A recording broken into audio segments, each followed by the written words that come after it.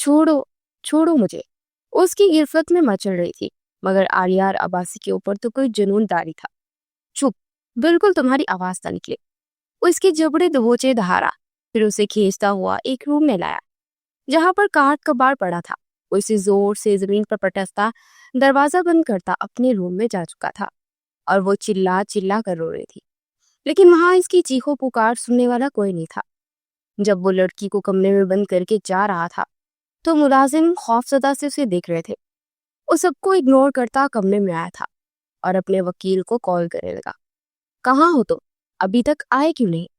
जी sir, मैं निकाहनामा लेकर आ रहा हूँ, उसके वकील ने उससे कहा। तो उसने कॉल काटते खुद को आईने में देखा। उसके चेहरे पर 10 दिन की थकन थी और पिछले 10 दिन से ठीक से सो नहीं पाया था। कुछ देर के बाद दरवाजा नॉक हुआ तो उसने कहा कि आ जाओ, और उसी वक्त एक आदमी अंदर दाखिल हुआ। उसके हाथ में निकाह के कागजात थे और वो निकाह के कागजात उसकी तरफ बढ़ाते हुए बोला, सर ये कागजात है, लेकिन सर गवाह कहाँ से लाएंगे? मेरे मुलाजिम मौजूद है ना, वही गवाह बनेंगे। उस सर्द स्पॉट लहजे में बोलता वापस पलटा और उस स्टोर रूम में आया जहां वो लड़की घुटनों में सर दिए हुए बैठी थी और उसकी चादर ढलक कर कंधों पर आपी थी। दरवाजा खुलने पर वो एक झटके से खड़ी हुई और उसकी तरफ आई और हाथ जोड़ कर कहने लगी, प्लीज प्लीज मुझे जाने दो, मेरे बाबा मर जाएंगे, उनकी हालत पहले ही बहुत ज्यादा खराब है। आलिया ने गुस्से से उसकी जानिब देखा और कहा, तो मैं क्या करूं? मेरी तरफ से तुम्हारा पूरा खानदान चाहे मर जाए, मुझे कोई परवाह नहीं है। उसके गिरबान को पकड़कर वो चिल्लाने लगी, मैं तुम्हें जान से मार डालूंगी। आलियार ने उसके हाथ को दोनों हाथों से अपने जकड़े हुए उसके चेहरे पर एक खींच कर थप्पड़ मारा और वो ऊंधे मुंह जमीन पर गिरी। फिर आलियार ने उसे बालों से पकड़कर खड़ा किया। अगर तुम चाहती हो कि तुम जल्द अज जल्द अपने वालिदैन से जाकर मिल लो तो फिर यही करो कि तुम अभी और इसी वक्त मुझसे निकाह करो। आलियार की बात पर उसने बेयकीनी से उसे देखा। निकाह? नहीं नहीं, मैं नहीं निकाह करूंगी। वो बदक कर पीछे हुई और बोली, तो ठीक है, मैं ऐसे ही तुम्हारे साथ सुहागरात मना लेता हूँ, मुझे इसमें कोई प्रॉब्लम नहीं है। लेकिन क्या है ना, मेरी वालदा कहती है कि किसी गैर औरत को छूना अंगारे को छूने होता है जैसा होता है, इसलिए मैं तुम्हें अपनी बीवी बनाकर छूना चाहता हूँ। लेकिन शायद तुम्हें वैसे ही छूना पसंद है, तो चलो ऐसे ही सही, तुम बेशक निकाह ना करो। रिफत भी उसे तैयार करके मेरे कमरे में ले आइए और इसे भेज दीजिए। वो कहते हुए मुड़ा तो तरफ कर उसकी जाने पड़ी। प्लीज देखिए, मुझे जाने दो, मैं ऐसी लड़की नहीं हूँ, आपको जरूर कोई कोई गलत फहमी हुई है। उसके सामने हाथ जोड़ कर बोली थी, तो ठीक है, निकाह के लिए रेडी होकर बाहर आ जाओ। वो कहता हुआ बाहर निकल गया जबकि वो वहीं बैठकर आंसू बहाती रही। कुछ देर के बाद रिफत भी उसे लेकर आ गई थी।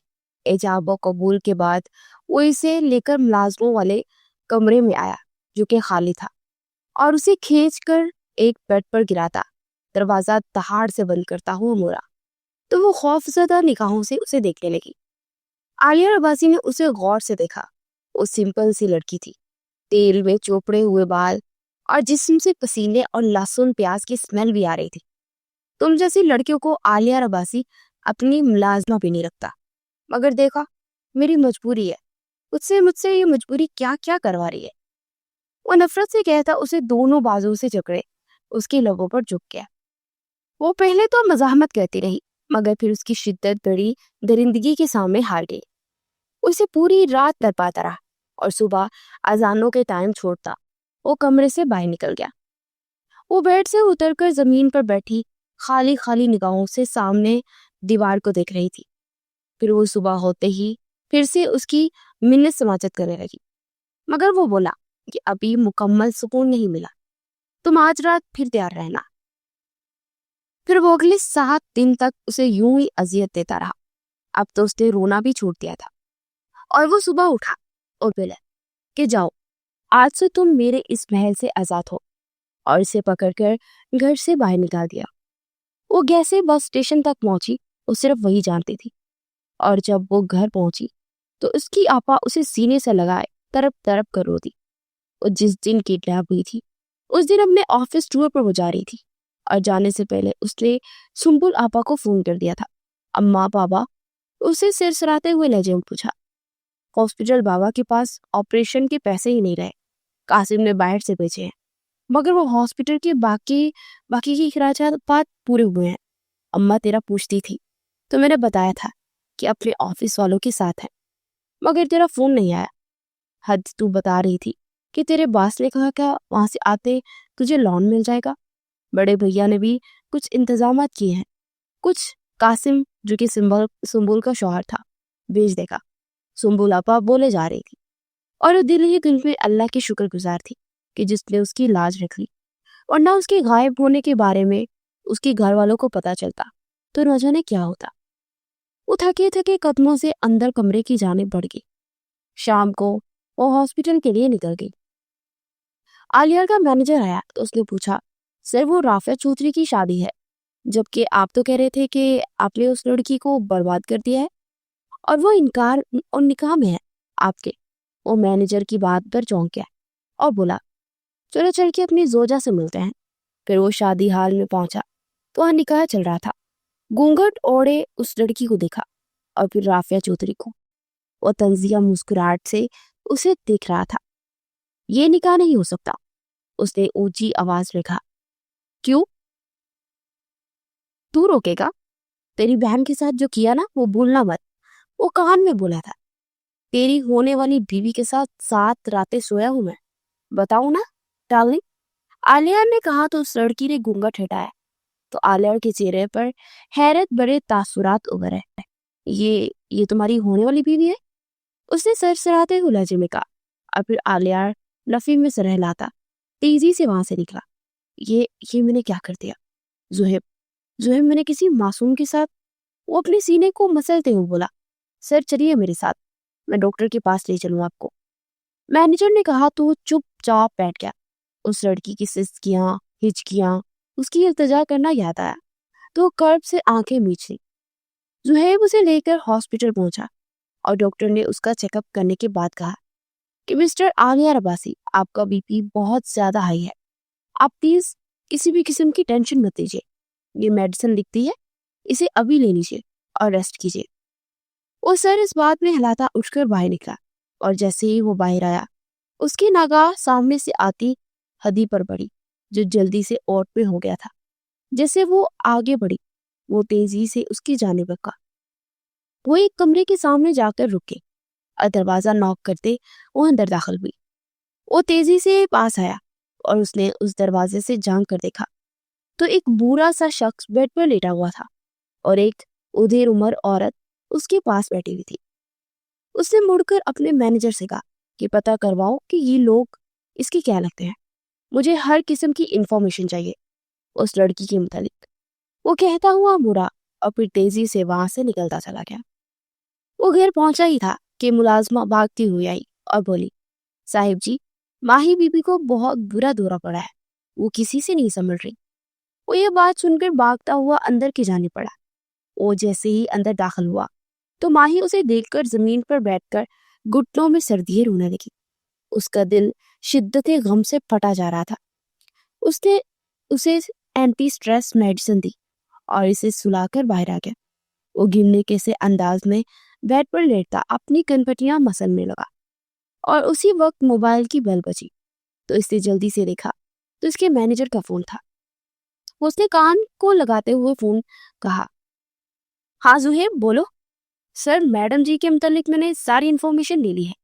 वो मर्द और औरत उसके माँ बाप है और इसके वालिद साहब का ऑपरेशन होने वाला है, मगर शायद पैसों की वजह से वो अभी तक हो नहीं पा रहा। डॉक्टर्स ने कहा है कि पहले पैसे जमा करवाएं, उसके बाद ही उनका ऑपरेट करवाएंगे।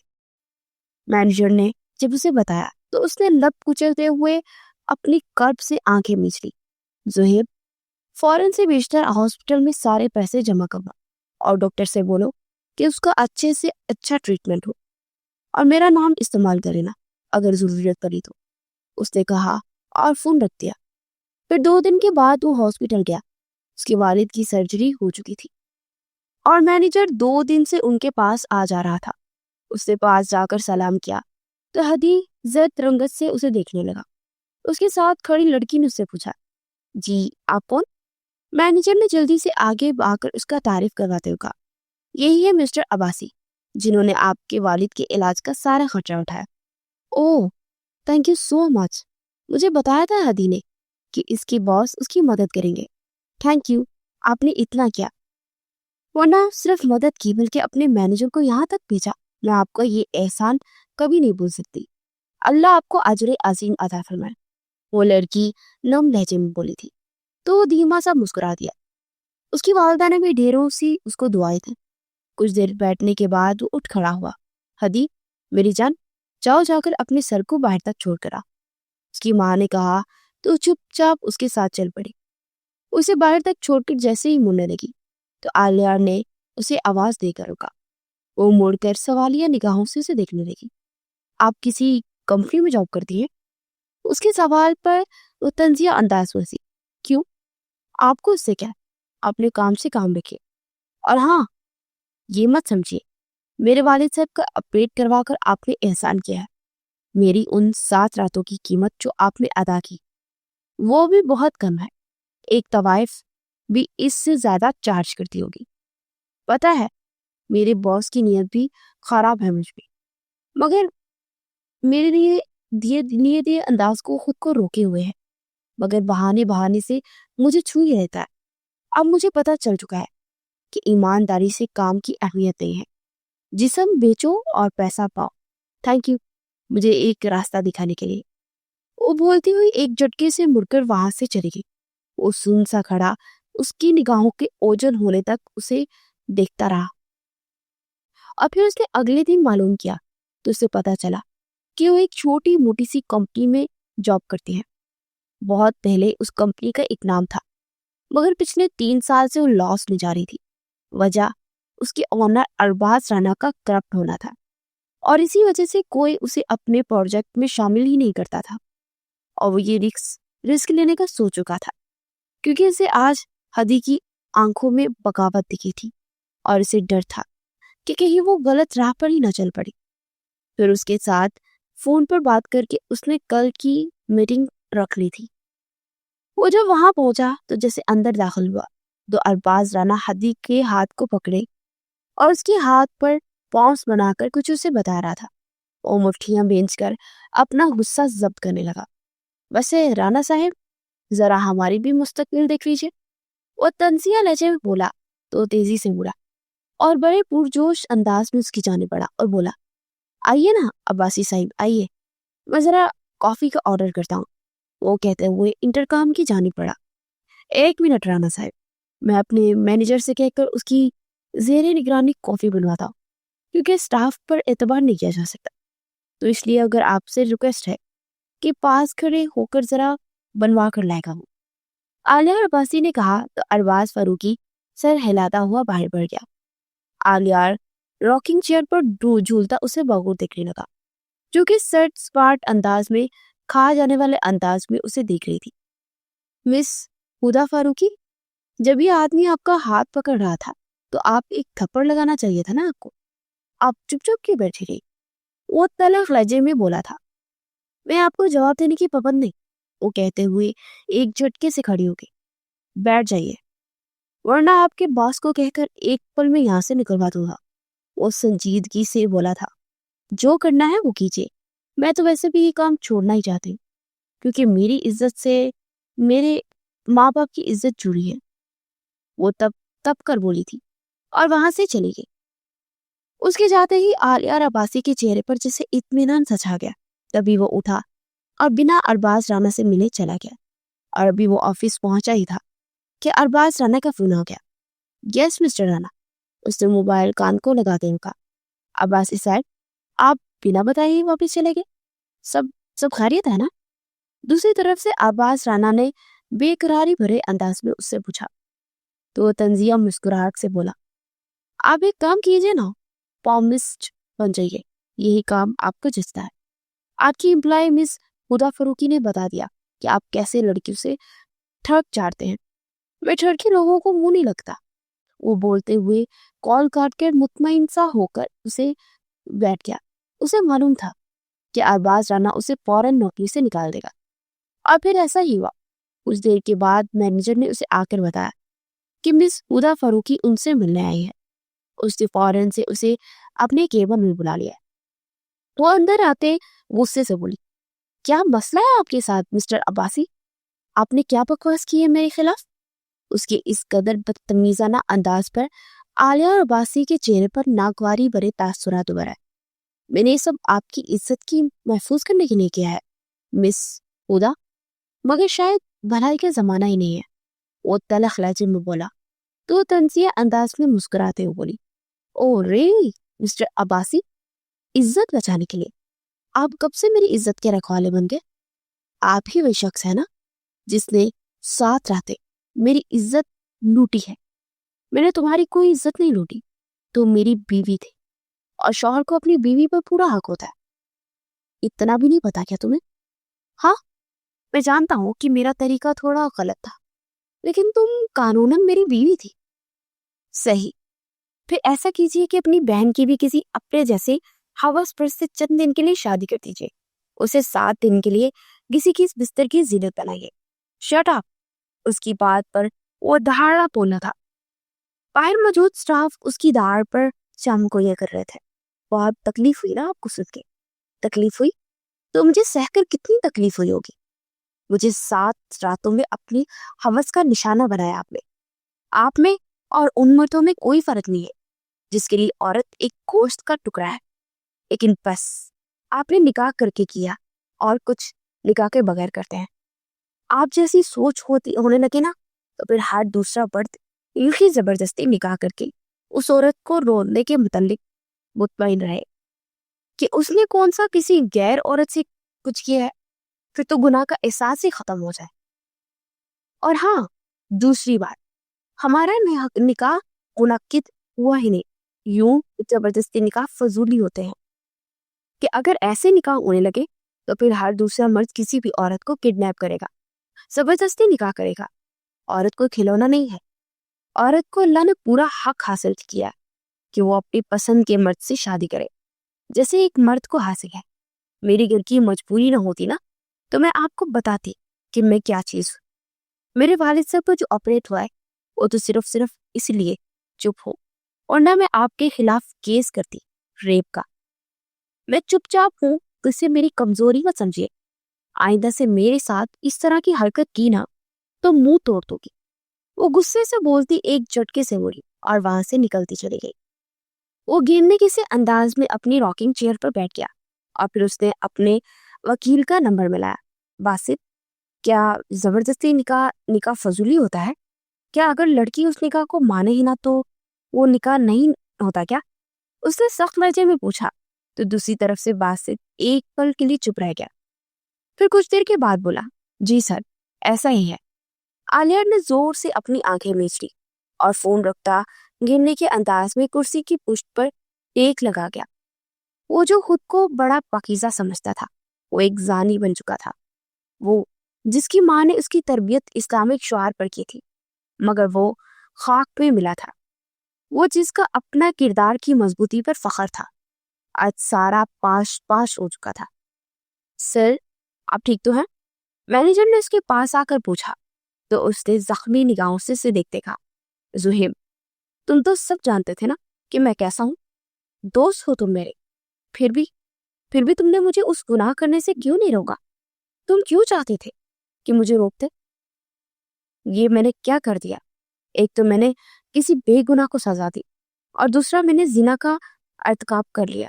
وہ اتنا سر ہاتھوں میں تھامے اپنا بے بسی سے بڑے انداز میں بولا تھا، ایک بات کہوں سر، اگر آپ کو بری نہ لگے تو؟ زہیب نے ڈرتے کہا، آف کورس یار، کہو، اس میں پوچھنے والی کیا بات ہے؟ وہ ماتھا مسلتے ہو بولا، سر، اللہ پاک گناہ کے بعد گناہ گار کی معافی کو بہت پسند کرتے ہیں، اور اگر کفارہ ادا کر لے تو اللہ پاک راضی ہو جاتا ہے۔ تو آپ بھی اپنے گناہ کا کفارہ ادا کیجیے۔ کیسا کفارہ؟ وہ چونک کر سیدھا ہوتے ہوئے بولا، سر، آپ ان بی بی صاحبہ سے شادی کر لیجیے جن کی آپ نے زندگی برباد کی ہے۔ آپ بھی انہیں آباد کیجیے۔ جس دن وہ آپ کو معاف کر دیں گے نا، اللہ بھی آپ کو معاف کر دے گا۔ زہیب کی بات پر اس نے پرسوچ انداز میں سر ہلایا۔ پھر کچھ دن کے بعد جب فاروقی صاحب ہاسپٹل سے ڈسچارج ہو کر گھر پہنچے تو اپنے ساتھ زہیب اور باسی کو لے کر خدا کا رشتہ مانگنے گئے۔ وہ لوگ وہاں پہنچے تو ان کی کافی زیادہ اچھی مہمان نوازی کی گئی۔ وہ سب لوگ اسے خدا کا باس ہی سمجھ رہے تھے۔ پھر ایک اور لڑکی وہاں آ کر بیٹھی۔ اس نے کافی ڈارک میک اپ کر رکھا تھا۔ یہ ہماری بابی ہیں، سنبل نے تعارف کروایا۔ ویسے بڑی مہربان ہے آپ خدا پر، اتنے زیادہ پیسے دیتی ہے۔ ویسے میری ماں کہا کرتی تھی کہ اگر کوئی ایسے ہی پیسے دے دیتا کوئی نہ کوئی وجہ ضرور ہوتی ہے۔ وہ آنکھیں گما گما کر بولی تو تینوں ایک دوسرے کو دیکھنے لگے۔ جی بابی جی، آپ نے بالکل صحیح سوچا، واقعی وجہ یہی ہے۔ اور وجہ یہ ہے کہ ہمارے باس یعنی کہ مسٹر عالیار عباسی ان سے شادی کرنا چاہتا ہے۔ انہیں لگتا ہے کہ ان کی والدہ نے جیسے ان کے گھر کو سنبھالا تھا ویسے ہی مس ہدا سنبھالیں گی، کیونکہ ان کا ذہن کافی زیادہ مذہبی ہے، اور ہماری عباسی صاحب کی بھی والدہ صاحبہ ایسا ہی مزاج رکھتی ہے۔ باسی صاحب وکیل تھے تو بات واقعی انہوں نے بڑی اچھی کری تھی۔ کیا واقعی اس میں ایسا کیا خاص ہے کہ آپ نے اس کو چن لیا؟ ویسے آپ نے شاید اس کی زبان کے جوہر چیک نہیں کیے۔ اس کی اسی زبان کے چلنے کی وجہ سے 2 جگہ سے اس کا رشتہ ٹوٹا ہے۔ اس کا پتہ بھی ہے، 2 لوگ جہیز کی ڈیمانڈ کر رہے تھے اور میڈم صاحبہ نے کھڑی کھڑی انہیں سنا کر اپنا رشتہ تروا دیا، مگر شادی نہیں کی۔ ایسی زبان دراز لڑکی کے ساتھ شادی کرو گے نا تو گھر مزید جہنم بن جائے گا۔ اس کی بابی کے ہر انداز سے تنفر جھلک رہا تھا۔ ویسے غالباً مجھے دیکھ کر لگ رہا ہے کہ ان کی زبان آپ سے کچھ زیادہ ہی کم چلتی ہے، کیونکہ یہ تو شاید بہت کم بولتی ہیں، لیکن میں کب سے دیکھ رہا ہوں کہ آپ کی زبان رکی نہیں رہی۔ زہیب نے طنزیہ لہجے میں کہا تو سنبل کی ہنسی چھوٹ گئی۔ باقی سب بھی دبی دبی مسکراہٹ سے دیکھ رہے تھے سوائے ہدا کے۔ وہ تو نگاہوں میں اسے نگلنے کو تیار تھی۔ خیر، یہ باتیں تو ہوتی رہیں گی۔ آپ بتائیے انکل جی کہ ہم لوگ بارات کب لے کر آئیں؟ زہیب نے پوچھا۔ معاف کیجیے گا بیٹے، ابھی تو ہماری طرف سے ہاں ہی نہیں ہوئی اور آپ بارات لے آنے کی بات کر رہے ہیں۔ میں نے کبھی بھی اپنے بچوں کو اجازت کے بغیر کوئی فیصلہ نہیں کیا ہے۔ سب سے پہلے اہم تو خدا کی رضامندی ہے، اور اس کے بعد کچھ۔ یہ راضی تو ہم راضی، فاروقی صاحب بولے تو عالیار نے بے اختیار اس کی جانب دیکھا اور اسے سرد سپاٹ چہرے پر ماں کی نظر آ رہا تھا۔ پھر 2 دن گزر گئے اور تیسرے دن فاروقی صاحب نے اس رشتے کے لیے ہاں بول دیا، جس پر وہ بہت خوش ہوا۔ اور پھر 1 ہفتے بعد وہ اپنے چند آدمی لے کر وہاں پہنچا۔ ان کے گھر میں کافی مہمان تھے۔ عالیار کی دولت خوبصورتی کا چرچا ہو رہا تھا، اور یہاں تک کہ جو جوڑا شادی کا بیچا اس جوڑے کو دیکھ کر سب حیران تھے۔ وہ لہنگا تھا ہی نہیں، وہ بہت خوبصورت تھا۔ وہ نکاح کے بعد ہدا کو باہر لایا تھا۔ اس نے گھونگھٹ اور رکھا تھا۔ پھر سنبل نے دودھ پلائی کی رسم کی تو زہیب نے اس کے اشارے پر 10 لاکھ کیش نکال کر اسے تھما دیا تو سب اپنی انگلیاں دانتوں تلے دبا گئے۔ اب پھر وہ ہدا کو رخصت کروا کر عباسی ہاؤس لائے تو پورا عباسی ہاؤس برقی کمکموں سے سجا تھا اور سے اندر تک پھولوں کا کارپٹ بچھایا گیا تھا۔ اس جیسے گھر کو پانا خوش نصیبی کی بات تھی، لیکن ہدا کو اس گھر کے مالک کے کردار کے ہلکا ہونے کا بہت درد تھا۔ اس کا شوہر حوث پرست تھا، یہ چیز اسے تڑپا رہی تھی۔ اس کی چادر اتاری گئی تو اسے دیکھ کر ٹھٹک گیا۔ وہ کسی گوریا کی جیسی لگ رہی تھی۔ اس کا رنگ بھلے گندمی تھا، مگر اس کے نقش نین قدرت نے بہت ہی پیارے بنائے تھے۔ سر، اب ہمارا کام ختم، آگے آپ نے سنبھالنا ہے، ہم چلتے ہیں، زہیب نے کہا۔ اور پھر وہ اور باسط چلے گئے۔ رفت بی نے دوسری ملازمہ کی مدد سے اسے عالیار کے روم میں پہنچایا تو روم اس روم سے الگ تھا جس میں وہ رہتی تھی۔ اس روم میں ہر چیز ڈارک تھی۔ اسے عجیب سی گھٹن ہوئی، حالانکہ وہ بہت خوبصورت تھا، لیکن نہ جانے اس شخص سے اسے گن سی آتی تھی تو اس کی ہر چیز سے اسے گن آ رہی تھی۔ اس نے ڈریسنگ روم میں جا کر اپنے سارے زیورات اتارے اور وہاں پڑے کپڑے چینج کرنے کے بعد واش بیسن پر چہرہ دھونے اور صاف کرنے لگی۔ باہر نکلی تو عالیہ اسی وقت روم میں داخل ہوا اور اسے صاف دھلے دھلائے چہرے دیکھ کر تھم گیا۔ تم نے چینج کیوں کیا؟ اس رات تو گھونگھٹ نکال کر انتظار کرتے ہیں۔ اور مسکرا کر بولتا اس کے قریب آ کر اس کے رخسار کو چھونے لگا۔ تو تنزیہ مسکراہٹ سے بولی، 7 راتیں گزاری ہیں آپ نے اور آج اسی کو چھونا چاہتے ہیں، ہوس باقی ہے کیا؟ اس کی بات پر عالیہ نے اسے قہر آلود نگاہوں سے دیکھا اور پھر سر جھٹک کر واش روم کی جانب بڑھ گیا۔ باہر نکلا تو وہ نماز ادا کر رہی تھی، اسے یوں دیکھ کر جیسے دل میں سرور سا اتر آیا تھا۔ وہ کافی میکر میں سے کافی بناتے مسلسل اسے دیکھ رہا تھا، جو کہ بڑے سکون سے نماز ادا کر رہی تھی۔ کافی بنا کر وہ صوفے پر بیٹھ کر اسے دیکھنے لگا۔ وہ جائے نماز سمیٹے اٹھ کر اپنا دوپٹہ کھول کر صوفے پر رکھ کر جا کر بیڈ پر لیٹ گئی۔ عالیہ بھی کافی کی پینے کے بعد اس کے پاس آ کر لیٹا تو اپنا ایک ہاتھ رخسار کے نیچے رکھے پرسکون سی سو رہی تھی۔ اس کی مہندی اوپٹل کی خوشبو حواسوں پر چھا رہی تھی، مگر وہ خود کو ضبط کیے سونے کی کوشش کرنے لگا، مگر نیند آنکھوں سے کوسوں دور تھی۔ صبح کی نماز ادا کرنے کے بعد اس نے بے خبر سوئی ہوئی خدا کی جانب دیکھا اور اس کے قریب جا کر آواز دی تو آنکھیں ملتے ہوئے اٹھ کر پہلے ادھر ادھر دیکھنے لگی، پھر اٹھ کر وضو کرنے چلی گئی۔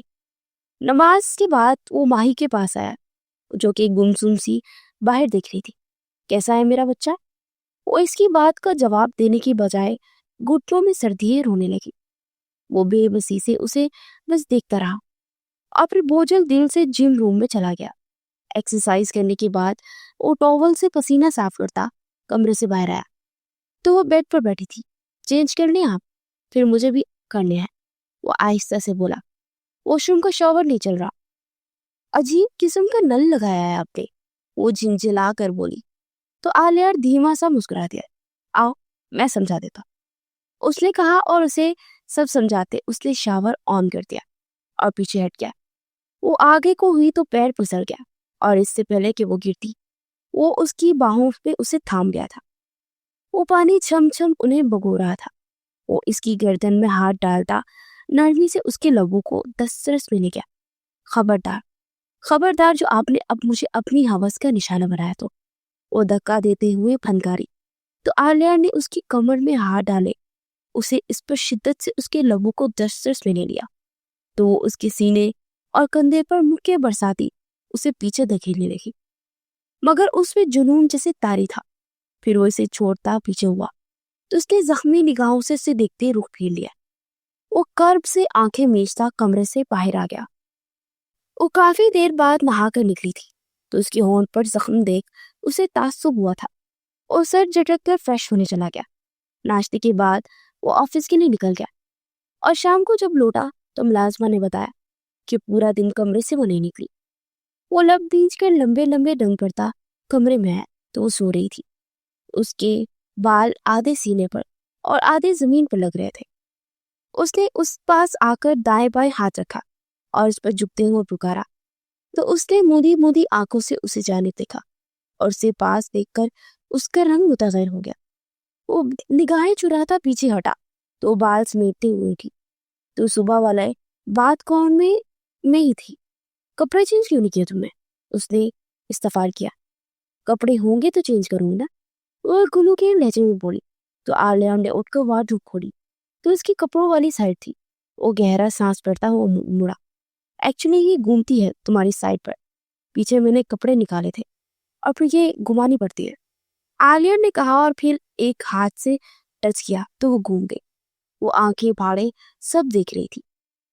عالیہ نے دروازہ کھولا تو اس کے ڈھیروں کپڑے تھے۔ آپ کوئی چیز انسانوں جیسی نہیں بنا سکتے کیا؟ وہ خفت مٹانے کے لیے جو منہ میں آیا بول گئی۔ عالیہ مسکراتے ہوئے ضبط کرتے رک پھیر گیا۔ پھر وہ تیار ہو کر نکلی تو لائٹ پرپل لانگ فراک میں سر پر دوپٹہ جمائے وہ بہت حسین لگ رہی تھی۔ وہ اپنے جذبات پر قابو پاتا واش روم کی جانب بڑھ گیا۔ رات کا کھانا کھانے کے بعد وہ کمرے میں آیا تو اپنی چٹیاں کھول رہی تھی۔ وہ اسے باہوں میں بھرے اس کی گردن پر چکا تھا۔ ہوس کی کوئی حد نہیں ہوتی، آپ کتنے دن پوری کرنی ہے آپ کو؟ اس کے ذہن میں مجھے الفاظ پہ وہ سن ہو گیا۔ چلو میرے ساتھ، وہ کہتے اسے کھینچتا ہوا ایک کمرے میں لے آیا اور دروازہ دھکیلتا اندر داخل ہوا تو وہاں ایک لڑکی سو رہی تھی۔ وہ اس کا ہاتھ چھوڑتا اس کی جانب بڑھا اور جھک کر اس کا ہاتھ چوما تو وہ خوفزدہ ہو کر اٹھی اور بیٹھ کر خود کو چھپانے لگی اور پھر سائڈ ٹیبل سے اپنی اور ماہین کی تصویر لا کر اس کی آنکھوں کے سامنے کی تو ہدا نے دیکھا کہ وہ کاؤنٹ پر بیٹھا تھا اور وہ لڑکی اس کاؤنٹ کے بازو پر اس کی کندھے پر ہاتھ رکھے ہوئے بیٹھی تھی۔ ہدا نے ناسمجھی سے اس کی جانب دیکھا۔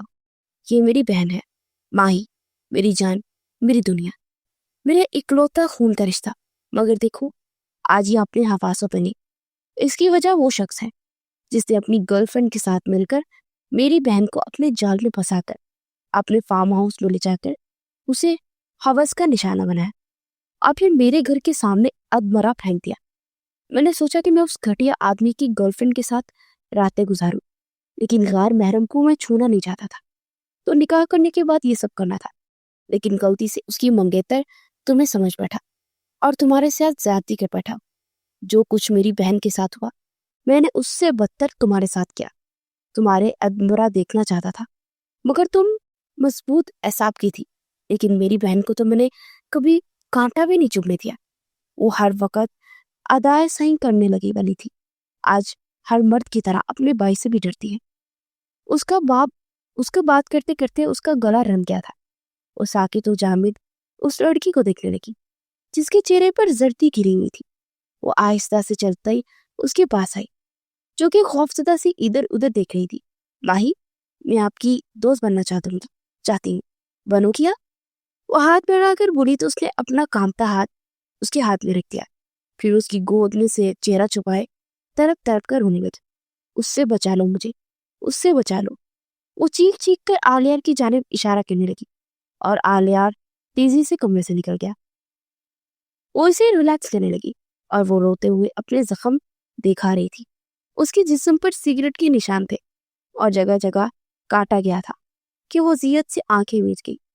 وہ اسے بامشکل پرسکون کر کے سلانے کے بعد کمرے میں آئی تو آلیار وہاں پر موجود نہیں تھا۔ وہ اسے ڈھونڈتی لان میں آئی تو وہ وہاں کین پر بیٹھا سگریٹ پہ اپنا دل جلا رہا تھا۔ آپ ٹھیک ہے نا آلیار؟ اس نے سر اٹھا کر اس کی جانب دیکھا اور اس کی کمر کے گرد بازو باندھتا اس کے پیٹ پر سر رکھے رو دیا۔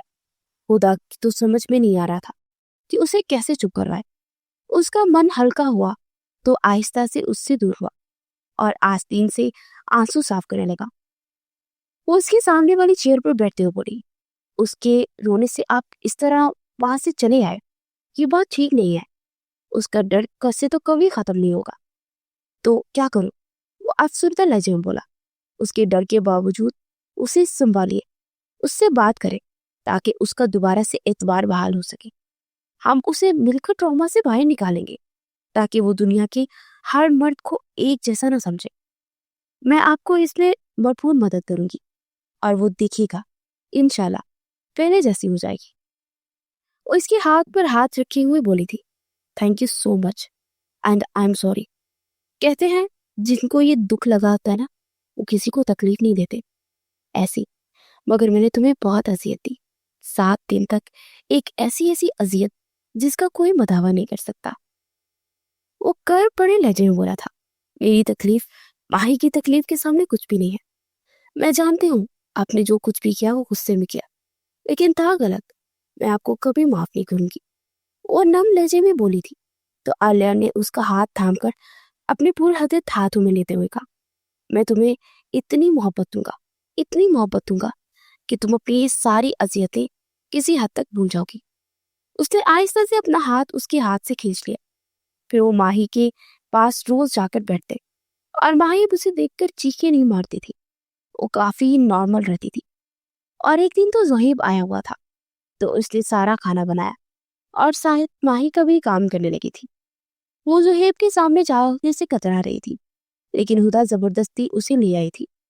اسے محسوس کیا کہ وہ سر جھکائے بیٹھی تھی اور زہیب بار بار اسے چور نگاہوں سے دیکھ رہا تھا۔ رات کو وہ کمرے میں آئی تو کمرے میں اندھیرا تھا اور اسی وقت لائٹس آن ہوئی تو پھولوں سے مہکا کمرہ دیکھ کر چونکی اور ٹیبل پر کیک پڑا تھا، happy birthday to you. وہ گنگناتے ہوئے اس کی جانب آیا تھا اور پھر اس کا ہاتھ تھامے کیک کے پاس لے آیا۔ کیک کاٹنے کے بعد اس نے ایک مخملی کیس کھول کر اس کے سامنے کیا تو اس میں ایک ڈائمنڈ کا نیکلس تھا۔ وہ اسے تھما کر واپس پلٹنے ہی لگا تھا کہ ہدا نے اس کا ہاتھ تھام کر روکا۔ یہ لائیں، یہ تو پہنا دیجیے نا۔ اس کی بات پر اسے بے یقینی سے دیکھنے لگا، پھر خود ہی اپنے بال آگے کرتی اس کی طرف پیٹ کر کے کھڑی ہوگی۔ عالیہ نے نیکلس پہنانے کے بعد اس کی گردن پر لب رکھے تو وہ تیزی سے مڑی اور اس کے گلے لگ گئی۔ اسے گود میں اٹھائے بیڈ پر لا کر اس کے لبوں پر چپ گیا۔ پوری رات وہ اپنی محبت کی بارشوں سے بھگوتا رہا۔ صبح فریش ہونے کے بعد وہ مسجد جانے کے سے پہلے اس پر جھکا اور اس کے ماتھے پر بوسہ دے کمرے سے باہر نکل گیا۔ وہ سورج نکلنے کے بعد جب کمرے میں داخل ہوا تو وہ ڈریسنگ کے سامنے کھڑی بال بنا رہی تھی۔ گڈ مارننگ میری جان، ویسے آج تو بہت پیاری لگ رہی ہو، وہ اس کے رخسار پر رخسار مس کرتے ہوئے بولا تھا۔ او ریلی، آج ہی صرف پیاری لگ رہی ہوں، اس سے پہلے لگتا نہیں لگتی تھی، اس نے شرارتی انداز میں کہا تو وہ دھیما سا مسکرا کر اسے دیکھنے لگا۔ اب آپ ہم سے تعریف سننا چاہ رہی ہیں مسز عالیہ عباسی؟ وہ اس کا رخ اپنی جانب کرتے ہوئے اس کے ماتھے سے ماتھا ٹکا کر بولا۔ تو آپ نہیں کریں گے کیا؟ ہمارا حق بنتا ہے کہ ہم آپ کے منہ سے تعریف سنیں مسٹر عالیہ عباسی۔ وہ اسی کے انداز میں بولی، دو کہکا لگا کر ہنس پڑا۔ کہو تو پھر تعریف کروں رات کی طرح؟ وہ معنی خیز انداز میں بولا تو وہ جلدی سے پیچھے ہوتے ہوئے بولی، جی نہیں، میرا ایسا کوئی ارادہ نہیں۔ فی الحال تو مبہم انداز میں مسکرا دیا۔ تیار ہونے کے بعد وہ آفس کے لیے نکل گیا اور شام کو جب واپس لوٹا تو زہیب میاں وہاں بیٹھا ہوا تھا۔ ارے تم یہاں خیریت؟ وہ چونک کر بولا، جی میں نے بلایا ہی نہیں۔ خدا چائے رکھتے ہی بولی، کیوں خیریت ہے؟ وہ چونکا، کیا میں پوچھ لوں آپ سے زہیب بھائی؟ خدا نے سنجیدگی سے کہا تو سر اسبات میں ہلا گیا۔ آپ ماہی سے شادی کریں گے؟ اس کی بات پر وہ دونوں ہڑبڑا سے گئے۔ یہ کیا بات کر رہی ہو؟ تو ایسا ممکن نہیں ہے۔ کیوں ممکن نہیں ہے عالیہ؟ کیا اس لیے کہ زہیب آپ کے انڈر کام کرتا ہے؟ اس نے پوچھا۔ نہیں، یہ بات نہیں ہے، میں تو یہی چاہتا تھا کہ وہ زہیب سے شادی کرے، مگر وہ زہیب کو پسند نہیں کرتی ہے، عالیہ نے تھکے تھکے انداز میں کہا۔ کب کہا اس نے یہ سب؟ وہ حیرانی سے بولی، جب اس کے ساتھ یہ حادثہ نہیں ہوا تھا، وہ اس گھٹیا آدمی کے چکر میں پھنسی تھی۔ وہ لب کچلتے ہوئے بولا، وہ تب کی بات تھی، مگر اب وہ زہیب کو چاہنے لگی ہے شاید۔ ابھی بھی دیکھیے، وہ کھڑکی سے ادھر ہی دیکھ رہی ہے۔ اس کی بات پر دونوں نے اس کی جانب دیکھا تو پیچھے ہو گئی۔ کیا زہیب بھائی ابھی بھی اسے اپنانا چاہتے ہیں؟ اس نے پوچھا۔ جی بھابھی، میرے نزدیک وہ آج بھی ویسی ہے جیسی وہ پہلے تھی، وہ آہستہ سے بولا۔ تو ٹھیک ہے، جاؤ جا کر بات کرو اس سے، خدا نے کہا تو عالیہ کو دیکھنے لگا تو اس نے سر اسبات میں ہلا دیا۔ وہ تینوں اس کے روم کی جانب پڑ گئے۔ وہ دونوں باہر رک گئے اور زہیب اکیلا ہی اندر چلا گیا۔ کچھ دیر وہ ادھر ادھر اس سے باتیں کرتا رہا۔ یار یہ پرپوز کیوں نہیں کر رہا؟ عالیہ جھنجھلا کر بولا تو اس نے ٹوکا مار دے کہا، چپ رہیے۔ پھر زہیب نے گلا کھنگارتے ہوئے کہا، ماہی آپ مجھ سے شادی کریں گی؟ تو کچھ دیر تک وہ تو ساکت سے اسے دیکھتی رہی اور پھر چہرہ ہاتھوں میں چھپائے پوٹ پوٹ کر روتی۔ اوکے، آپ روئیے مت، میں یہ بات نہیں کروں گا، زہیب گھبرا کر بولا تھا۔ آئی ایم سوری، میں آپ کے قابل نہیں ہوں زہیب، آپ مجھے اچھے لگتے ہیں، مگر میں کیسے آپ کا ساتھ پانے کی تمنا کر سکتی ہوں جبکہ میں اپنی عزت کھو چکی ہوں؟ وہ روتے ہوئے بولی تھی تو زہیب اٹھ کر اس کے قدموں میں بیٹھ گیا۔ آپ نے ایسا کبھی کیسے سوچ لیا ماہی؟ اور جس نے آپ کے ساتھ غلط کیا ہے، عزت اس نے کھوئی ہے، آپ نے نہیں۔ پتا ہے اس کے خلاف سارے ثبوت مل چکے ہیں، سلاخوں کے پیچھے ہے اور اس کی بیوی عزت اس کی کھوتی ہے جو غلط کرتے ہیں، نہ کہ ان کی جو مظلوم ہوتے ہیں۔ وہ بولتا وہ ٹیشو سے اس کے بیگے گال صاف کرنے لگا تو اس کے ہاتھ کو تھامے اس پر ماتھا ٹکائے رو دی۔ شادی کریں گی نا پرنسس مہین عباسی؟ زہیب نے کہا تو اس نے سر اسبات میں ہلا دیا اور باہر کھڑے وہ دونوں مسکرا دیے۔ پھر ان کی زور و شور سے شادی کی تیاریاں شروع ہو گئی تھی۔ خدا نے سب کچھ مہین کے پسند کے مطابق کیا تھا۔ عالیہ بھی بہت زیادہ خوش تھا، کچھ خدا نے اس کا بہت زیادہ ساتھ دیا تھا۔ اور جب ان کا نکاح تھا اور عالیہ نے نکاح کے بعد کچھ پیپرز زہیب کی طرف بڑھائے تو سوالیہ نگاہوں سے اسے دیکھنے لگا۔ آلیار کو دیکھا تبھی زہیب نے بولا، یہ کیا ہے؟ آج سے عباسی انڈسٹری کے 40% کے پارٹنر ہوں۔ آلیار عباسی مسکرا کر بولا، نہیں سر، میں یہ نہیں لے سکتا، میں نے اس کی خاطر تو میں نے یہ نہیں نہ کیا، لوگ میری محبت کو غلط سمجھیں گے، میں آپ کا ایڈوائزر ہی رہوں گا۔ وہ سنجیدگی سے بولا۔ پھر آلیار اور ہدا کے لاکھ منانے پر بھی وہ نہیں مانا، اور آلیار اور ہدا کے دل میں اس کے لیے عزت مزید بڑھ گئی۔ وہ دونوں نم آنکھوں سے انہیں دیکھتے مسکرا دیے تھے۔